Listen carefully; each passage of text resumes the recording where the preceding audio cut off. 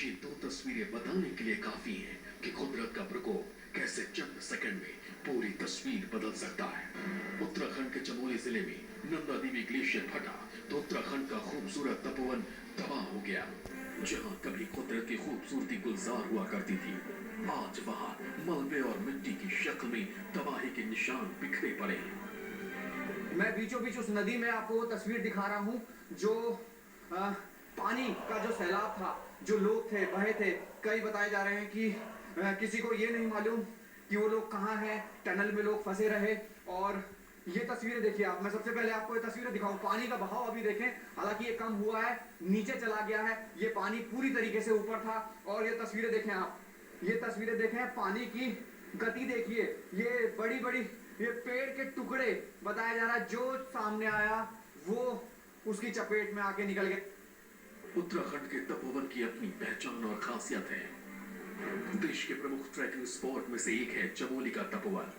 देश विदेश से लोग तपोवन में कैंपिंग करने पहुंचते हैं। चारों तरफ पहाड़ों से घिरा तपोवन योग साधना करने वालों की पसंदीदा जगह है। कहा जाता है कि महाभारत काल से पहले गुरु द्रोणाचार्य ने यहाँ तपस्या की थी। गुरु द्रोणाचार्य की तपस्या की वजह से इस जगह का नाम तपोवन पड़ा। लेकिन आज इस ऐतिहासिक और खूबसूरत तपोवन की शक्ल सूरत पूरी तरह बिगड़ चुकी है। सैलाब ने पूरे इलाके में जबरदस्त तबाही मचाई है। ये तस्वीर हैरान कर रही है और परेशान कर रही है कि जो हुआ उसमें कई अपने चले गए, कोई अपनों को तलाश रहा है। लेकिन कब हुआ, कैसे हुआ, किसने देखा? आप लोकल हैं इस गांव के, क्या हुआ था, क्या देखा? शुरू में तो ऋषिगंगा आगे, यहाँ से 5 किलोमीटर आगे है ऋषिगंगा। ऋषिगंगा के ऊपर एक पर्वत है, वहां से अचानक सा एक बड़ी सी पहाड़ लोगों ने देखा आते हुए और धीरे धीरे वो मलबे में तब्दील होती गई। और जैसे ही मलबा नीचे आएगा तो वहाँ पर ऋषिगंगा प्रोजेक्ट था, उसका बैराज था, वो बह करके नीचे आया। धीरे धीरे इस बैराज के ऊपर लगभग हमारे 100 लोग काम कर रहे थे, एक साथ सरिया बांध रहे थे। और अचानक सा बिना कहीं कोई भी संभलने का मौका नहीं मिला और एक साथ बाढ़ में जितने लोग हमारे 100 लोग के आसपास ऐसे बह गए, इस पानी के ऊपर तैरते तैरते चले गए। ग्लेशियर फटने से मची तबाही से कई पावर प्रोजेक्ट पर भी असर पड़ा है।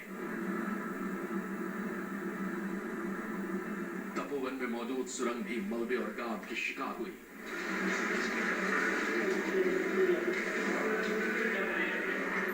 कई प्रोजेक्ट्स पर काम चल रहा था। हादसा अचानक और इतनी तेजी से हुआ कि किसी को संभलने का मौका तक नहीं मिला।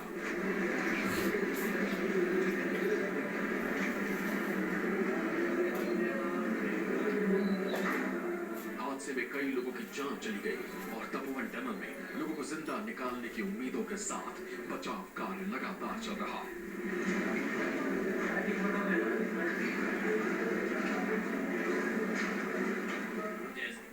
देखा ऊपर से बहुत जो लोग चिल्ला रहे थे, सीटियां लगा रहे थे। हमने सोचा शायद किसी को कोई करंट लगा है, चाहे क्या, हम कैंप में थे ऊपर, कल हमारा संडे था तो ऑफ था, हम रेस्ट पे थे। तो जैसे हमने ऊपर को देखा तो कुछ नहीं, लोगों ने चिल्लाया नीचे को देखो, बचाओ इनको बचाओ। हमने भी ऊपर से चिल्लाना चालू किया, सीटियां लगाई।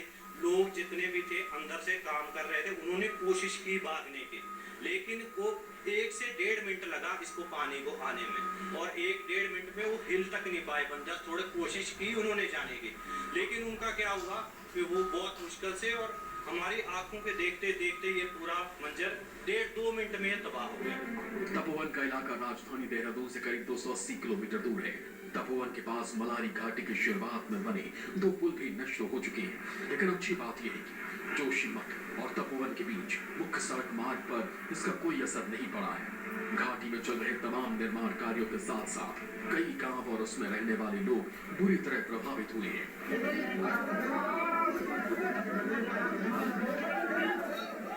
प्रशासन की तरफ से प्रभावित हुए गांवों में मदद पहुंचाने की शुरुआत कर दी गई है।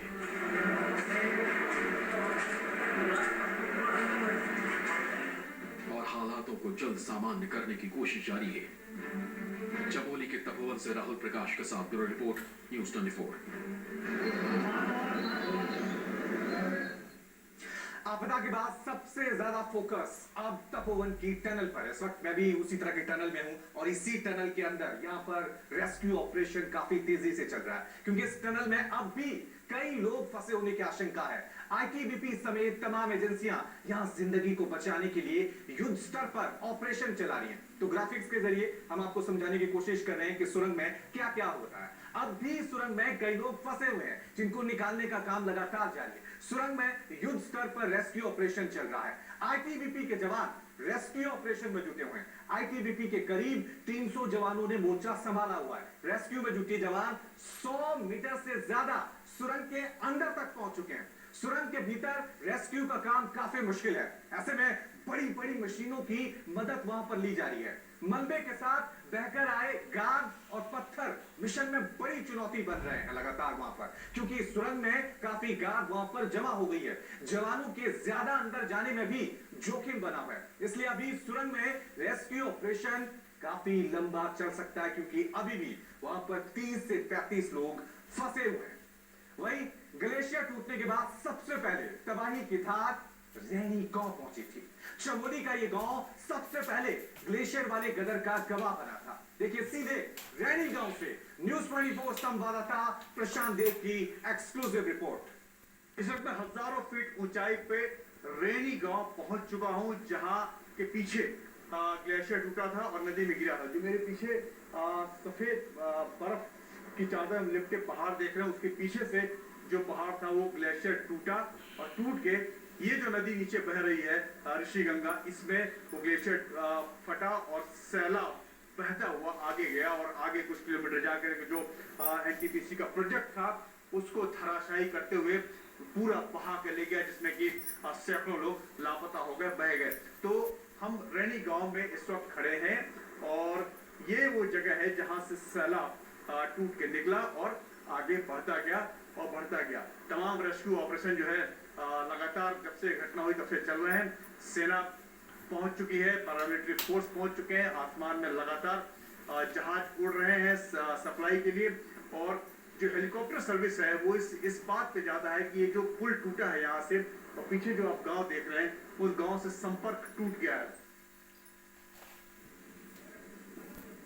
इतना सब कुछ हो जाने के बाद भी आप सोच रहे होंगे कि खतरा टल गया है, तो नहीं, अभी खतरा पूरी तरह से टला नहीं है। बल्कि उत्तराखंड पुलिस के मुताबिक श्रीनगर, ऋषिकेश और हरिद्वार में गंगा नदी का जलस्तर खतरे के निशान से ऊपर जा सकता है। इसलिए निचले इलाके में रहने वाले लोगों को अलर्ट रहने की सलाह दी गई है। इसके साथ ही उत्तराखंड में आई आपदा से उत्तर प्रदेश तक अलर्ट जारी है। यूपी में गंगा नदी के किनारे वाले जिलों पर अधिकारी लगातार नजर बनाए हुए हैं। इनमें आपको बता दें कौन कौन से वो इलाके हैं। बिजनौर, यहां पर भी खतरनाक, कन्नौज, साथ में फतेहगढ़, प्रयागराज, कानपुर, मिर्जापुर, वहीं गढ़मुक्तेश्वर। आपको बता दें कि एक एक इलाका हम बता रहे हैं कि जहां पर अभी भी पूरी तरह से खतरा टला नहीं है। लगातार यहां पर अलर्ट जारी कर दिया गया है। गढ़मुक्तेश्वर हो, गाजीपुर हो या वाराणसी के कई जिले हैं जहां पर प्रशासन ने अलर्ट घोषित कर दिया है, क्योंकि अभी भी जो नदी का जलस्तर है वो लगातार बढ़ता ही जा रहा है और खतरे के निशान से ऊपर बह रहा है। चलिए अब आपको बता दें कि किस तरह से ये पूरा घटनाक्रम हुआ और न्यूज़ 24 के तमाम रिपोर्टर जो हैं वो चप्पे चप्पे पर मौजूद हैं और एक एक रिपोर्ट हम आप तक पहुंचाते रहेंगे। सबसे पहले और सबसे सटीक खबर आपको देते रहेंगे। तो प्राइम टाइम एक्सक्लूसिव में आज फिलहाल इतना ही। एक छोटा सा ब्रेक ले रहे हैं, आप देखते रहिए।